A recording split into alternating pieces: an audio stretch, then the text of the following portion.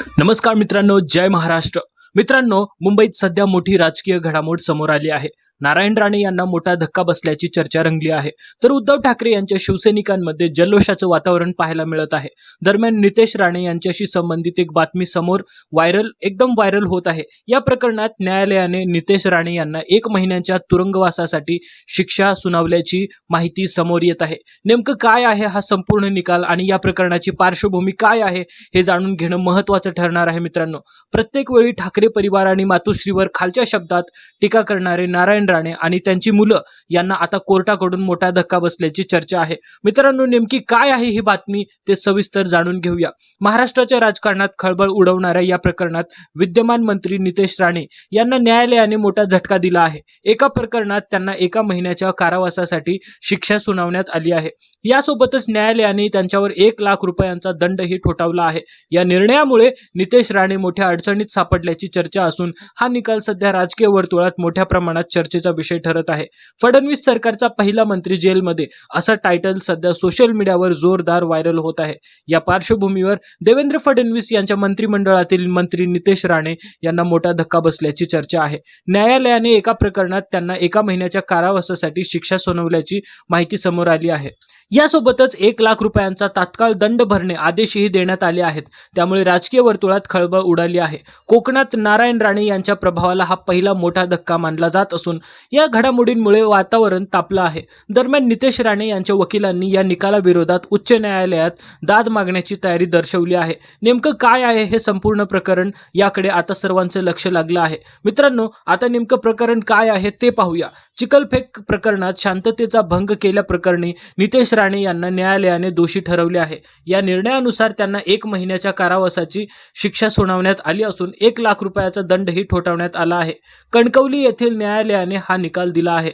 रस्त्याच्या पाहणी दरम्यान नितेश राणे यांनी अभियंता प्रकाश खेडेकर यांच्यावर चिखलफेक केली होती. इतकंच नव्हे तर त्यांना बांधून ठेवण्यात आल्याचा आरोपही आहे. तसेच खेडेकर त्यांच्या कपड्यांना धरून त्यांच्याशी बोलताना असभ्य वर्तन केल्याचाही आरोप या प्रकरणात करण्यात आला होता. या प्रकरणाचा व्हिडिओ त्यावेळी मोठ्या प्रमाणात व्हायरल झाला होता. प्रकरण समोर आल्यानंतर नितेश राणे यांच्यावर जोरदार टीका करण्यात आली होती. दरम्यान या निकालाविरोधात ते मुंबई उच्च न्यायालयात दाद मागणार असल्याची माहिती त्यांच्या वकिलांनी दिली आहे. या प्रकरणात नितेश राणे यांच्या विरोधात भारतीय दंड संहितेच्या कलम 353 अंतर्गत गुन्हा दाखल करण्यात आला होता. मात्र या आणि इतर काही गंभीर आरोपातून त्यांची निर्दोष मुक्तता करण्यात आली आहे. परंतु न्यायालयाने भारतीय दंड संहितेच्या कलम 504 अंतर्गत म्हणजे जाणीवपूर्वक अपमान करून शांततेचा भंग घडवून आणणे किंवा तशी परिस्थिती निर्माण करणे या आरोपात त्यांना दोषी ठरवण्यात आलेला आहे. याच पार्श्वभूमीवर न्यायालयाने त्यांना 1 महिन्याचा कारावास 1 लाख रुपयाचा दंड अशी शिक्षा सुनावल्याचे त्यांच्या वकिलांनी स्पष्ट केले आहे. दरम्यान आता मुंबई उच्च न्यायालयात नेमकं काय घडणार याकडे सर्वांचं लक्ष लागले आहे. महाराष्ट्राच्या राजकारणात एका मंत्र्याला 1 महिन्याच्या कारावासाची शिक्षा होणं ही गंभीर बाब मानली जात असून यावर विविध स्तरांवर चर्चा सुरू आहे. या प्रकरणात भारतीय जनता पक्षाकडून अधिकृत प्रतिक्रिया अद्याप स्पष्टपणे समोर आलेली नाही. मात्र पक्षातील नेत्यांची भूमिका काय असेल हे लवकर स्पष्ट होण्याची शक्यता आहे. या घडामोडींमुळे राज्याच्या राजकारणात पुढील काही दिवसात आणखीन हालचाली वाढण्याची चिन्ह आहेत. नारायण राणे यांच्यावर त्यांचा नेमका काय परिणाम होणार आहे, तसेच त्यांच्या विरोधातही काय कायदेशीर कारवाई होणार का याकडे लक्ष लागलेलं आहे. आता सर्वांच्या नजरा मुंबई उच्च न्यायालयाच्या पुढील निर्णयाकडे लागल्या असून येत्या काळात या प्रकरणाबाबत अधिक स्पष्ट चित्र समोर होणार आहे.